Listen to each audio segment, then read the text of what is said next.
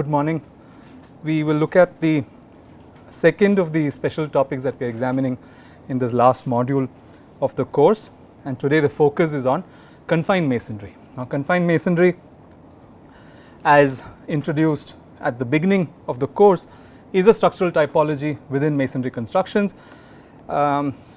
It's gained significant traction in our country in the last few years.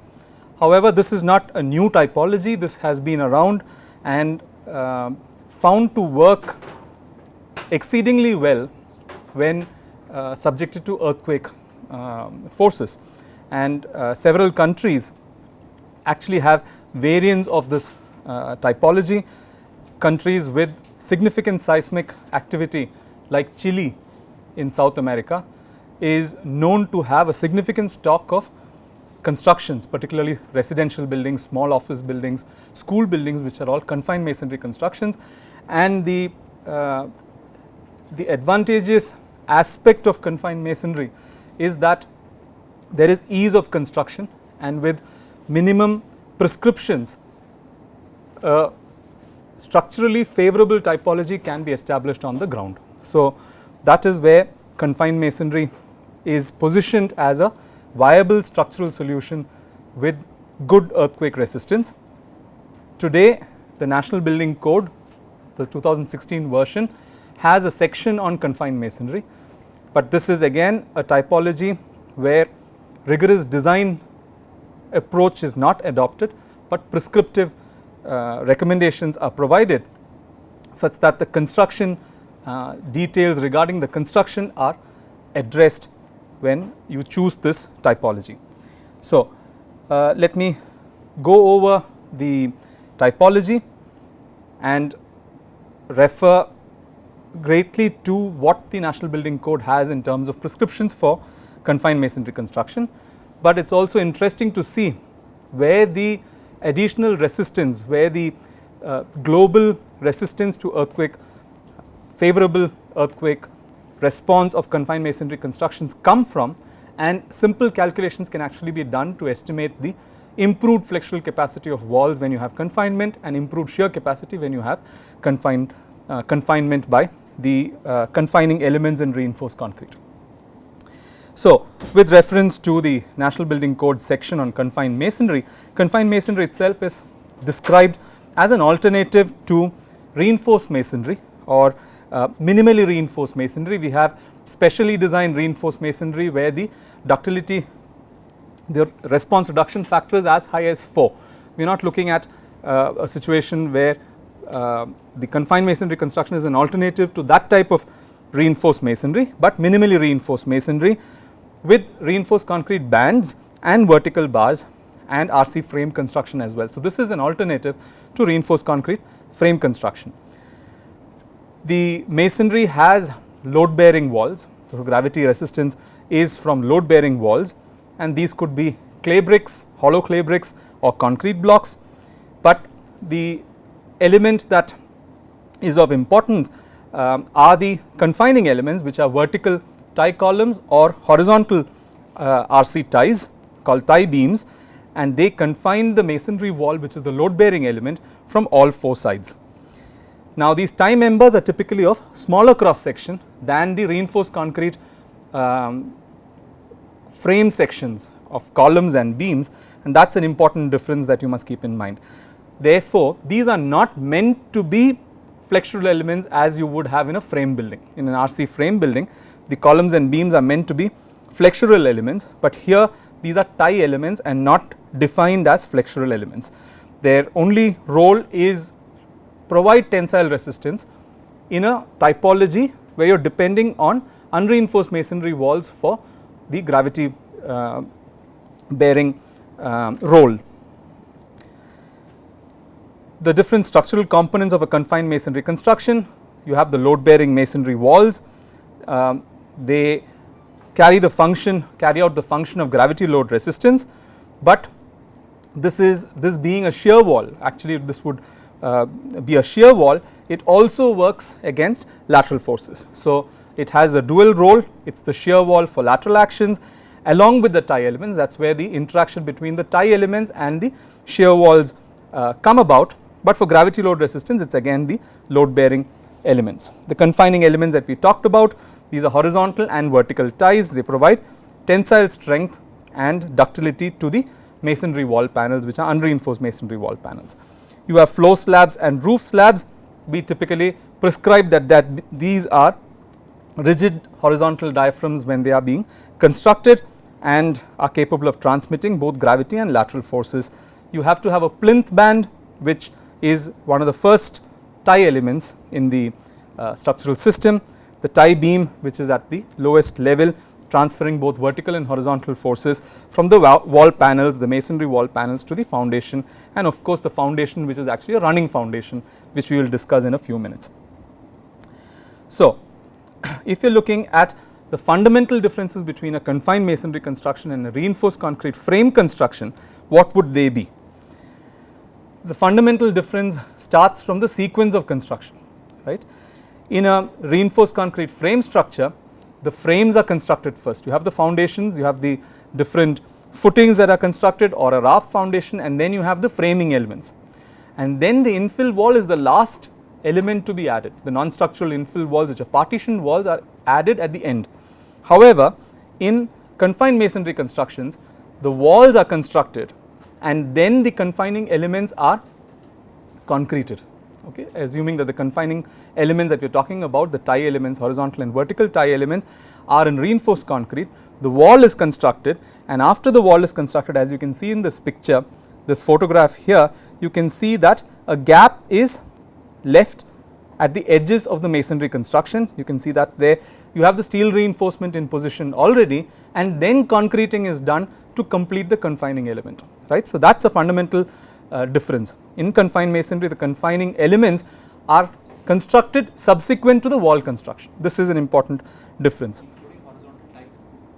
Including horizontal ties, yes. So, when you are actually coming to the top of a wall, you have the reinforcement placed in position and then it is concreted.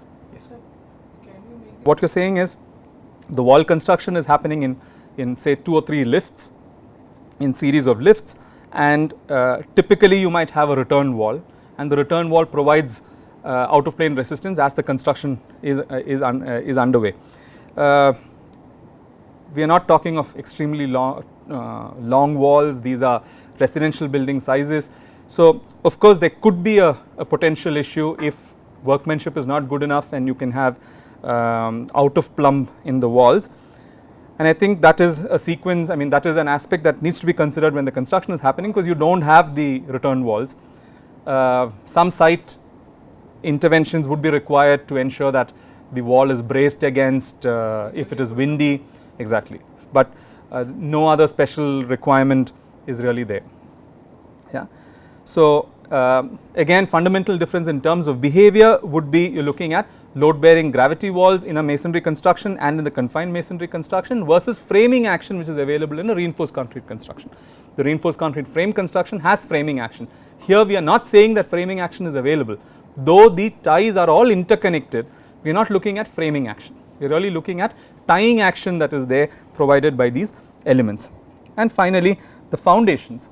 So, foundations in a reinforced concrete frame element, each framing member, vertical framing member, the column would have its own foundation. It would be either a isolated footing or a combined footing or a raft foundation, whereas in confined masonry constructions, the confining elements, the tie elements do not have independent foundations, do not have their own foundations. They are sitting on top of the running foundation, which is the running foundation of the masonry load bearing walls themselves, but you would actually have a plinth beam which helps in connecting the steel reinforcement of the tie elements to the foundation element itself. So, running foundation versus footings or maybe a raft, but the flexural element in the reinforced concrete frame construction has its own foundation. Here you do not have, the tie elements do not have their own foundation. You will see in my slides a number of photographs which are from IIT Gandhinagar, which is an educational campus which has decided that some of the residential buildings there, particularly the faculty blocks, are all confined masonry constructions. So, we are talking of seismic zone 3 and multi-storied ground plus 2 constructions which have been designed and executed in confined masonry. So, several of these photographs actually come from the drawings that have been prepared and the photographs that have been prepared about the campus itself, campus design and execution itself, particularly highlighting confined masonry. Okay. What about earthquake resistant construction guidelines? There are quite a few. As I said, the code does not require you to do a rigorous design, go through a rigorous design procedure to arrive at the dimensioning of the tie elements. Prescriptions are provided to ensure that good earthquake resistance is available. So, I will quickly go over the specific guidelines that you have in National Building Code, which we will then carry forward to understand how they should affect the behavior under lateral actions. So, prescriptions on number of stories. If you are looking at category B and category C buildings, you can go up to 5 stories, but if you are looking at category D and category E buildings, you can go up to 4 stories. So, if you remember the IS 4326 tables where you have category B to category E, this code is then saying that confined masonry is another typology that you can use to construct earthquake resistant masonry constructions. Reinforced masonry is one, unreinforced masonry with the bands is the other one, but confined masonry could be the other typology that can satisfy basic earthquake resistance requirements. The confining elements, you have to ensure that tie beams are provided at the plinth level and at every floor level. So, that is a minimum requirement, and that the vertical spacing between the tie beams should not exceed 3 meters. So, mandating that at every floor level you must have, for small buildings, at every floor level you must have a tie beam beginning with the foundation. The tie columns are typically placed at a spacing of about 4 meters if the tie column dimension is 200 by 200, right. So, you might have a load bearing masonry wall which is 230, 200, 230 or even larger. Your tie column is typically limited in dimension. If it is 200 mm or thicker, every 4 meters you should have a tie column, but if you are looking at a thinner wall, if you are looking at a 100 mm or 114 mm thick wall, then you are looking at tie columns that must be provided every 3 meters center to center. Tie columns must also be provided in addition at corners of walls and wherever you have intersections of walls, and tie columns are also provided when a wall has a free end. So, a door opening is actually a wall with a free end, which means the door opening, the jamb of the door should actually have a tie column built in at that location. What about walls? Typically, if you are looking at a 1-storied or 2-storied construction, 100 mm or 114 mm walls, this is basically half brick thick wall is allowed, and if you are looking at 2-storied structures or more stories, minimum of 1 brick thick wall is required. A concept of wall density is introduced, and this is something we will again speak about when we talk of assessment in the next week. Wall density is defined as the structural plan density in a given story. It is the total cross sectional area of the confined wall panels. You take the wall panels areas and look at one direction and then look at the other direction, 2 orthogonal directions separately.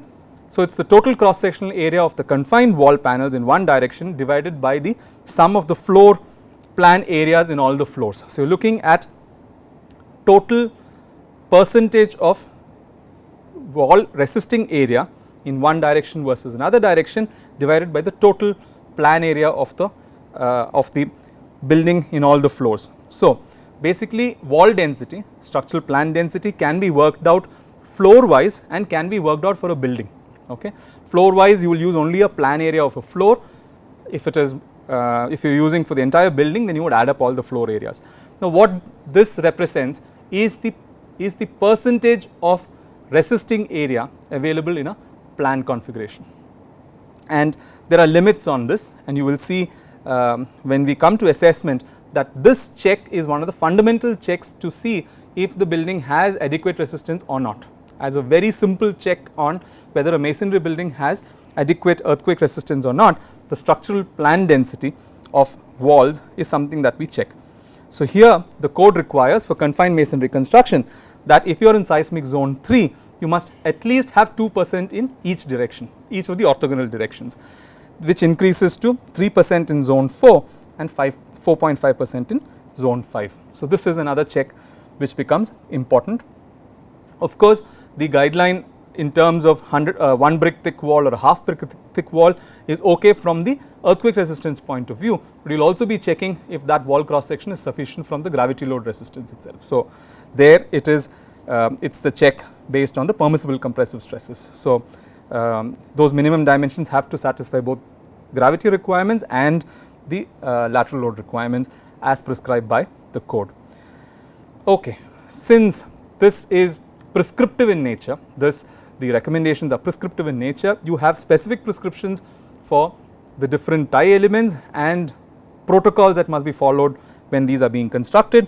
So, we will quickly go over construction details for walls, tie columns and tie beams and foundations and other aspects.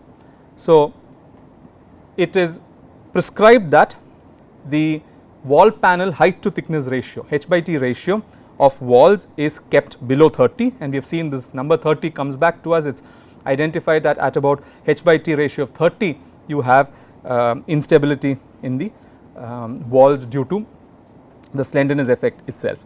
Another important prescription is how the edges of all walls must be toothed, right. So, if you see the picture here at the top, you see the way the edge of the wall is, the two edges of the wall are, toothing is ensured such that there is an offset created by alternate courses, and it is prescribed that this projection be at least 40 mm, is 40 mm or lesser. Now, the importance of this toothing has been verified experimentally, and it is demonstrated that presence of toothing in every alternate course is beneficial to good interaction between the tie columns and the masonry, unreinforced masonry wall panel itself. In fact, wall panels which have been constructed without toothing find it difficult to get confined effectively by the tie columns, because you have almost a smooth interface between the tie column and the masonry wall, and the shear transfer is a difficulty between the two elements.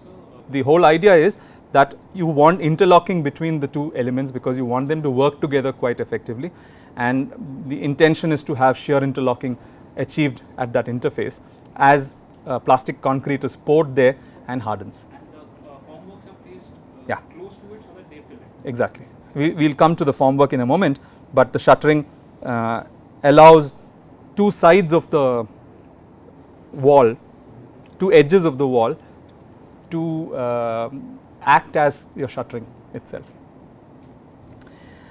Okay. Where required, you might want to use horizontal dowels between the masonry wall and the tie column itself, and formwork is provided on the two sides of a wall, as you see in this picture. Okay, if it is a corner, then it will be two outer edges, and if it is a central tie element, then on either sides of the wall you would be providing the formwork element itself. So, tie columns, there are minimum requirements in terms of what should be the cross sectional dimensions. Cross sectional dimensions can be square or rectangular, and it is prescribed that whenever it is at the corner, these have to be square in cross section and at least 200 mm or 230 mm, 1 brick thick cross sections at the corners, whereas in other locations they can be 100 mm by 100 mm or 114 by 114, 150 by 200, 150 by 230. So, rectangular or square cross sections are permitted, minimum dimensions are prescribed here. The tie column at the corner is a location which is subjected to significant demand, and therefore, the tie column has minimum steel reinforcement requirement prescribed, and what the spacing of the tie reinforcement should be at the ends of the top and bottom ends of the tie column, and the shaft of the tie column is prescribed. A typical overlapping of the reinforcement, the longitudinal reinforcement, that is prescribed as 50 times the bar diameter, and in terms of the longitudinal bars, depending on the category of the building and number of stories that you are looking at, 4-storied, 5-storied, 3-storied, 4-storied, the code prescribes what should be the minimum diameter of the 4 numbers of bars that you would incorporate within a tie element itself. Tie columns at jambs are basically to ensure that you have a tensile resisting element at a door opening or a window opening, and this is not as critical as the other tie columns, and the number of bars here is reduced. It is 2 longitudinal bars, and dimensions on the tie bar and thickness of this element is also prescribed. Similarly, you have prescriptions for the tie beams, and these tie beams must run continuously along all the load bearing walls. They are placed at the top of the walls at each floor level, as we discussed earlier. Again, there are minimum cross sectional dimensions which must be respected. You have the depth cross sections mentioned here. Longitudinal bars, again, how many bars? 4 bars, and at what spacing should the stirrups be provided. Lapping of the longitudinal bars also again at 50 times the bar diameter. The prescription of longitudinal bars, again, as we had seen for IS 4326, comes back here. Depending on the category of the building, the bar diameter is prescribed, and in addition lintel bars are to be provided. Now, these are not like the plinth beams or the floor beams. These are lintel bands which run continuously at the level of the lintel itself, and you can use the IS 4326 recommendations where you have either 4 bar lintel or a 2 bar lintel, which is a continuous lintel in the construction.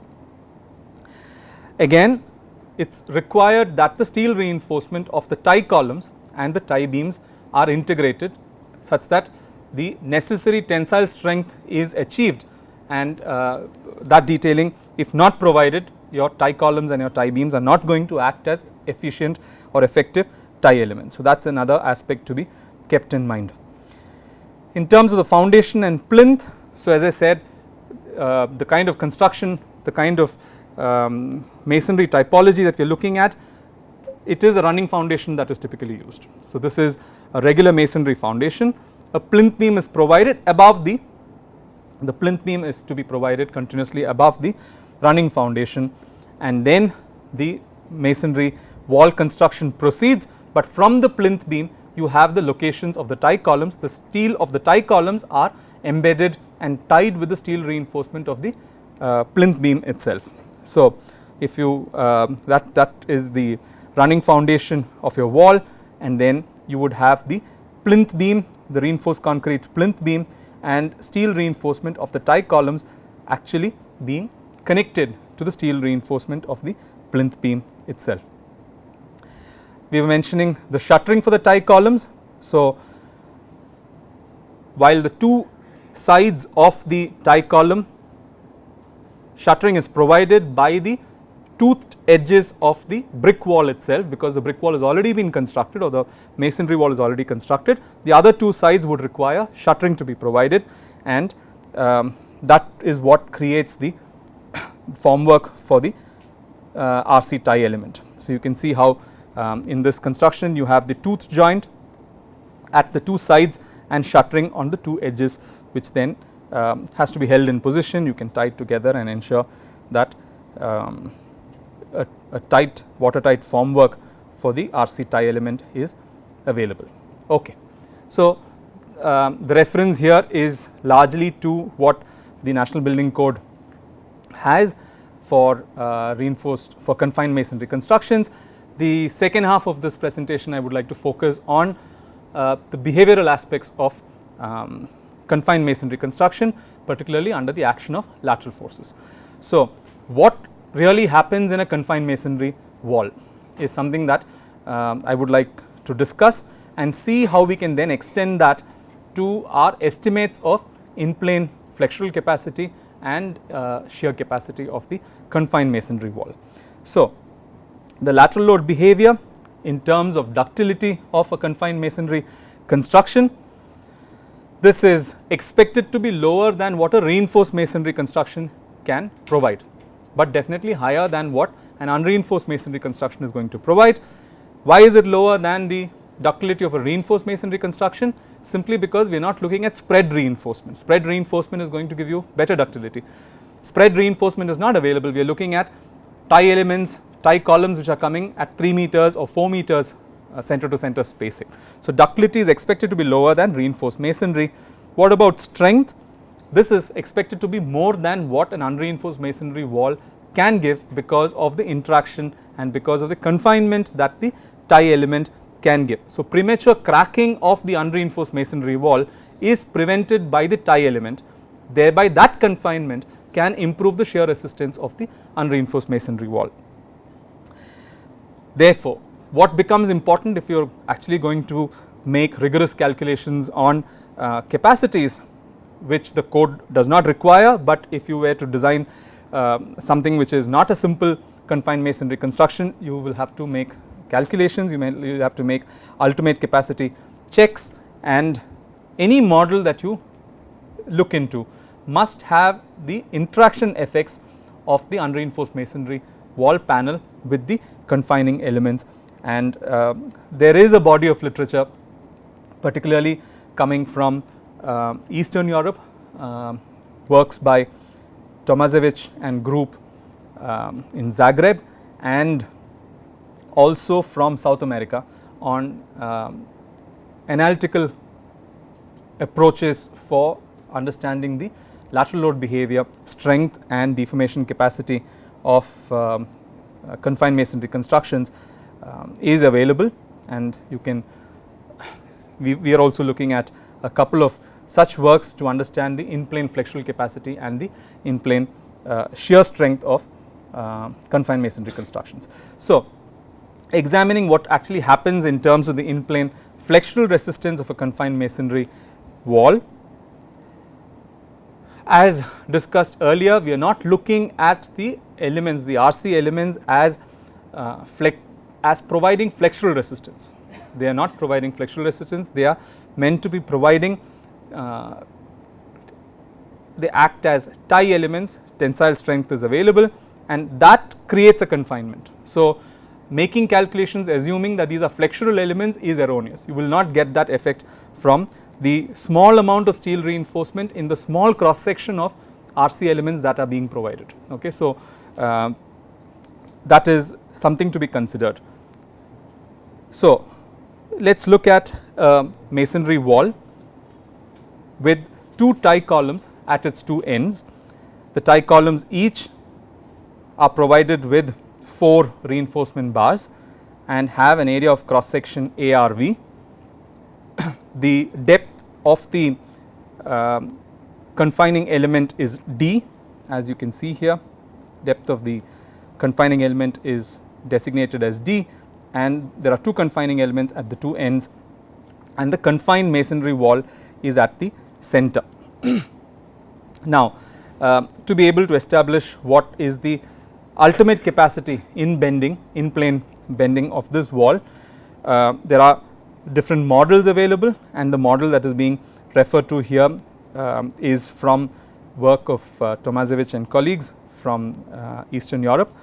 So, what is really being considered here, the concept behind the estimate of the ultimate flexural resistance is that with the presence of a confining element, at the 2 edges of the masonry wall, an unreinforced masonry wall at its ultimate, we have seen a flexural capacity estimate where you have the end stress block when masonry reaches its ultimate strength in compression.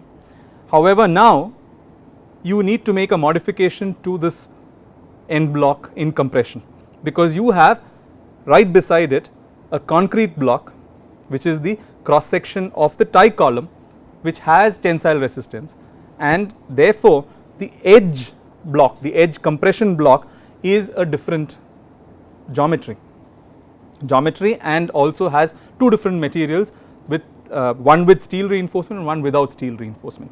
So, Tomasevic here makes use of an equivalent ultimate compression stress block, and the width of the stress block A, as you are seeing here, it has 2 resisting elements. It has resistance in compression coming from the the brick wall, the wall which is unreinforced, and the reinforced tie column element, right. So, the model here talks about how you can actually take into account the confining effect of the reinforced concrete element and gives an expression for the equivalent ultimate stress block.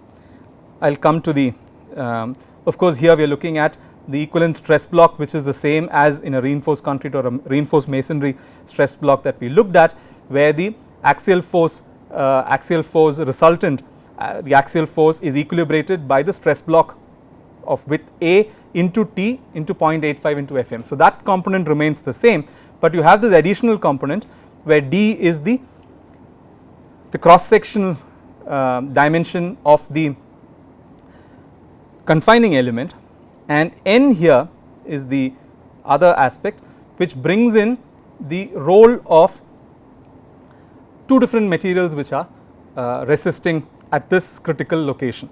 So, this is called an equivalence factor N, and this equivalence factor is arrived at as the compressive ratio of compressive strength of concrete to the compressive strength of masonry.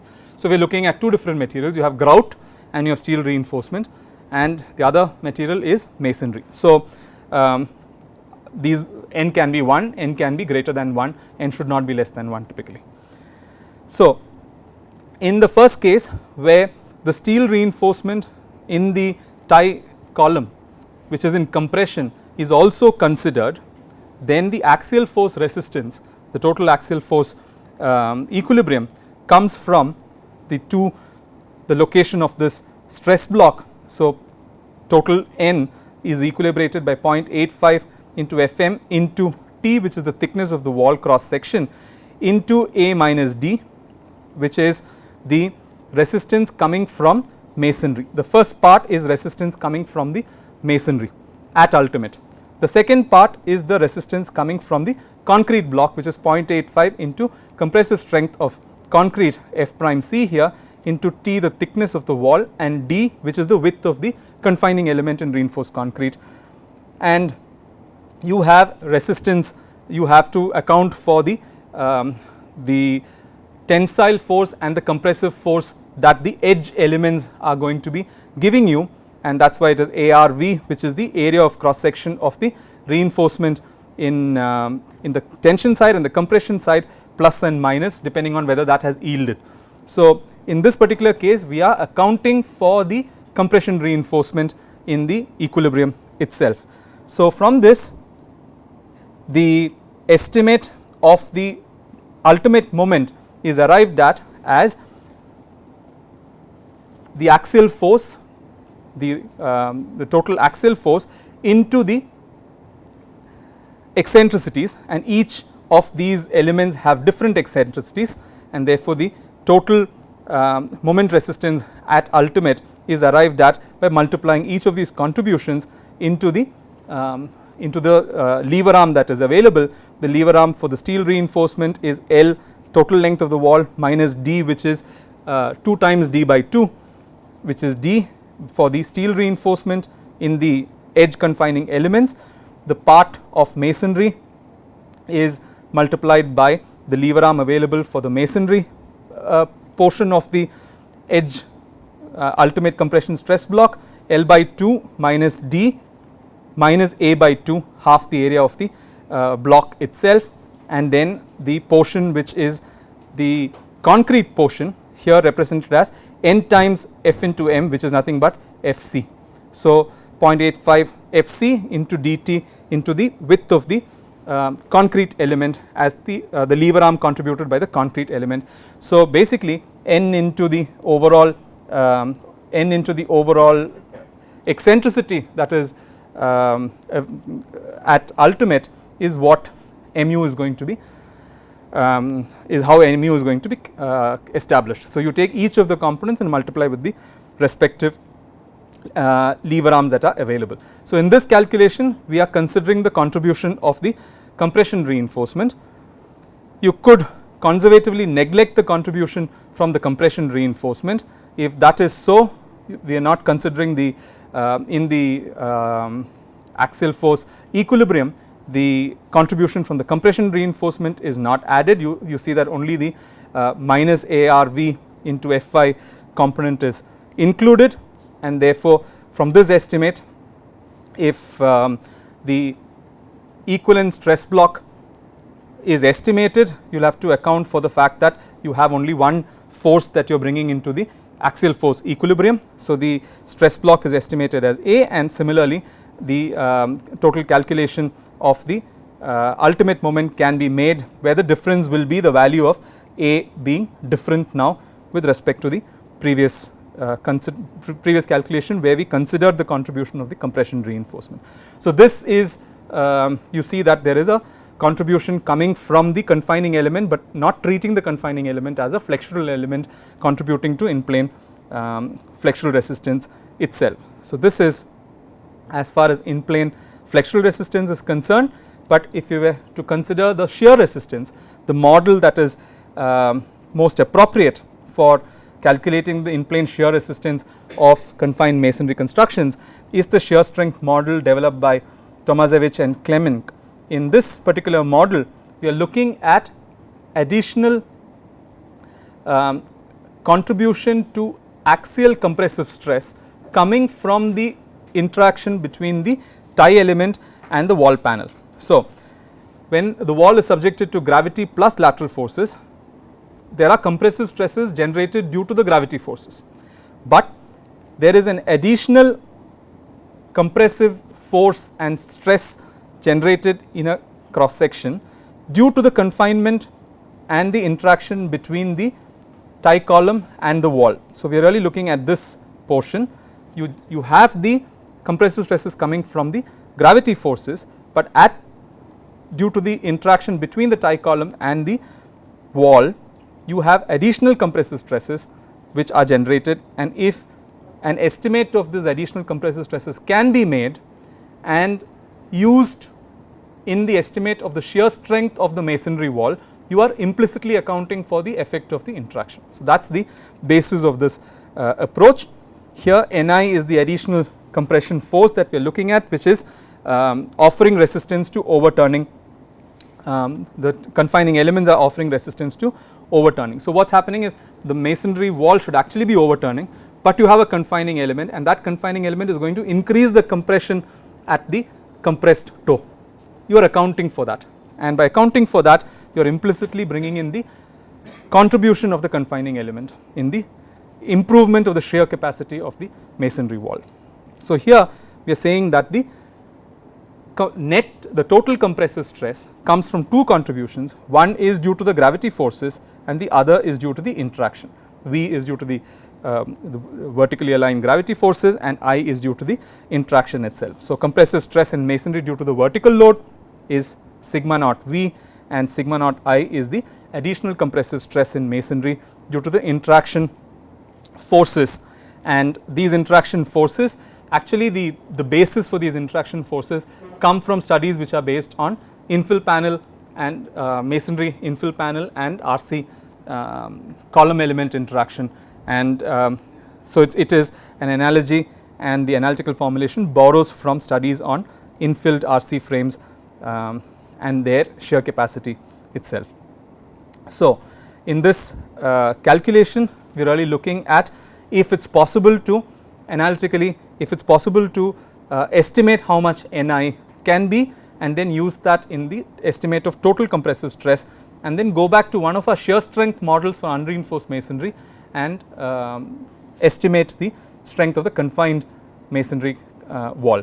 So, you will see an expression where a geometrical parameter is introduced, a further geometrical parameter is introduced, and this takes into account how much of the interaction force is to be expected because of the shape of the wall itself. Because if you have a significantly large wall in terms of its length, so if you look at a H by L ratio, and if it's a very squat wall and you do not have sufficient number of confining elements, the effect of the interaction is going to be lesser. If you were to provide significant number of confining elements, the interaction forces should increase. So, it is linked directly to the overall shape, and you have a geometrical parameter that comes into this estimate, which takes into account what this value should be. So, based on calibrations with experimental results, this value is taken as 5 by 4. So, the sigma naught is estimated as sigma naught V plus sigma naught I, where sigma naught V is nothing but the total gravity force divided by the area of the wall AW, and the other force is what we need to estimate, which is Ni divided by AW. This Ni itself is established from the lateral force, the lateral force acting on the wall, because it is based on how much lateral force is acting on the wall that you get the confinement effect generated. So, Ni is estimated as lateral force H into H by L, that is H by L, which is the aspect ratio of the wall H by L, divided by this geometric parameter alpha. Nw is nothing but H by L. So, you now have an estimate of how much confinement is available, and that depends on what the lateral force is, from which, based on the shape of the wall and this geometric parameter alpha, we are able to estimate what Ni will be, and with Ni and sigma naught V known, we have a new estimate of sigma naught. So, looking at the final form of the expression by bringing this consideration. So, what we are really doing is, in our earlier theory in the third module, we were looking at how the shear strength of a masonry wall can be estimated, and we have arrived at expressions that for diagonal tension failure mechanism, we know what will be the ultimate closed form solution for the ultimate shear strength of the masonry wall. So, here in the previous expression we would have put L into T here, but I am replacing that with AW, which is the area of cross section of the wall. So, this is a familiar expression where FTU is the tensile strength of the referential or conventional tensile strength of masonry. So, this is the expression for ultimate shear force when a diagonal tension mechanism is occurring. So, we use that as the basis of the shear strength, but then enhance this because you have sigma naught here, and this sigma naught can now be replaced with not only that coming from compressive stress due to the vertical load, but also due to the interaction force. So, what we merely do is sigma naught, which has this new expression, which is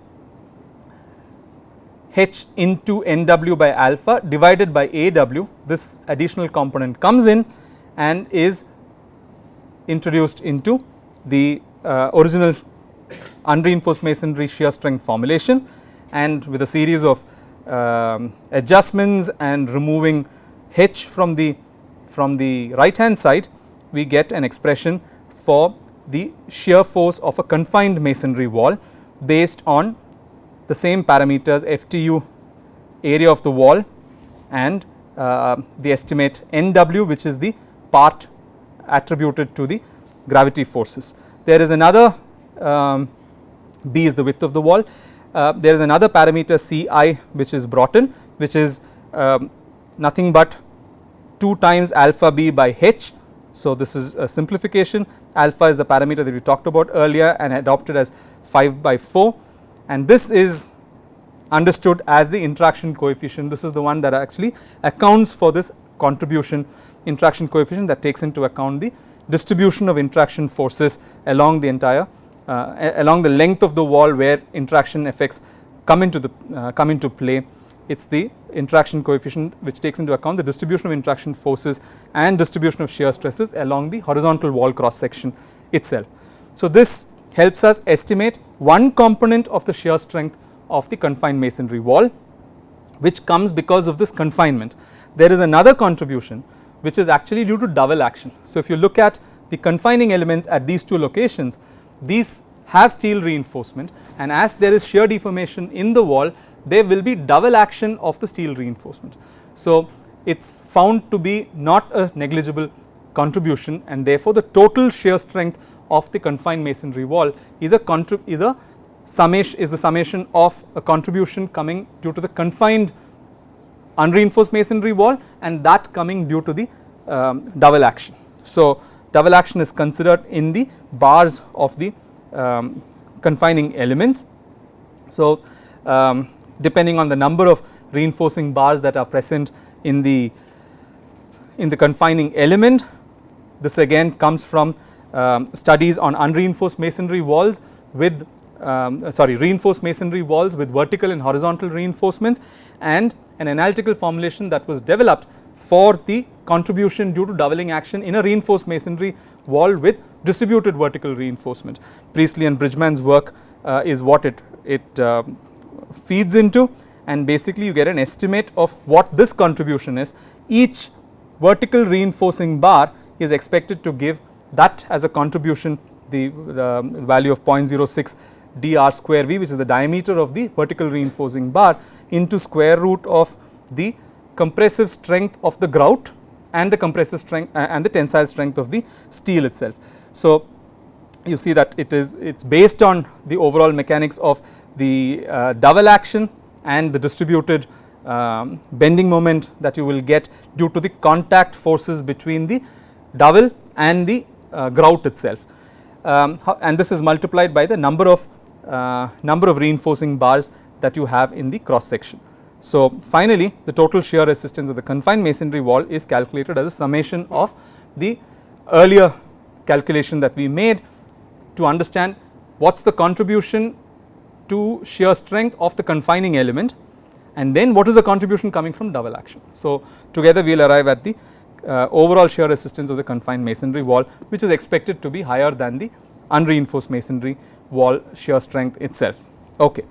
With that, I conclude the discussion on the behavior of confined masonry constructions. I have discussed prescriptions that are mandated by the National Building Code for construction of confined masonry constructions.